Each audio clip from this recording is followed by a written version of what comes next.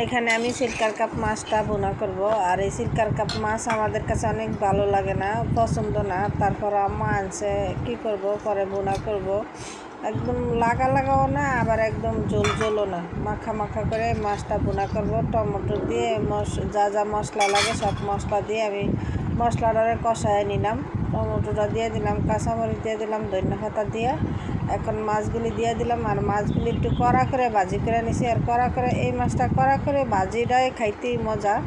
রান্না করলে অত একটা স্বাদ না সবজি দিয়ে, কিন্তু মাছটা ভুনা করলে ভালো লাগে মোটামুটি। কিন্তু আমার কাছে একদম অপছন্দের মাছ, তো সেই জন্য রান্না করুক আর ভুনা করুক ওটা পছন্দ না। তারপরে মাছটা আনছে, তো ফালাই দেওয়া যাবে না, সেই জন্য মাছটা ভুনা করলাম টমেটো আর দিয়া শুধু টমেটো দিয়ে মাছটা, পেঁয়াজ দিয়ে টমেটো দিয়ে মাছটা ভুনা করলাম। আর মাছটা অপছন্দের মাছ হলে কি হবে, ভুনাটা এত মজা হয়েছে মাশাআল্লাহ, সবাই খাইছে।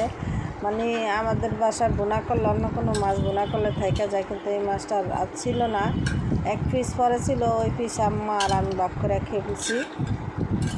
মাছটা খুবই মজা হয়েছে ভুনাটা। যদি আমার মতন এইভাবে ভুনার রেসিপি দেখতে চান তাহলে কমেন্টে জানাবেন, তাহলে আমি পুরো রেসিপিটা আপনাদের সাথে আরেকদিন শেয়ার করব। আর কে কোথা থেকে আমার ভিডিওটি দেখেন সবাই সাবস্ক্রাইব করে দেখবেন, লাইক দিবেন আর শেয়ার করে দিবেন ভিডিওটি। সবাই ভালো থাকবেন, সুস্থ থাকবেন। আসসালামু আলাইকুম।